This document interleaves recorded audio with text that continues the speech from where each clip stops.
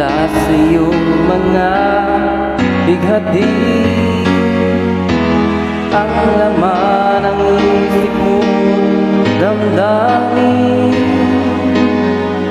alaala ng pagmamahalan natin. Ngunit bakit biglang bumait pangarap na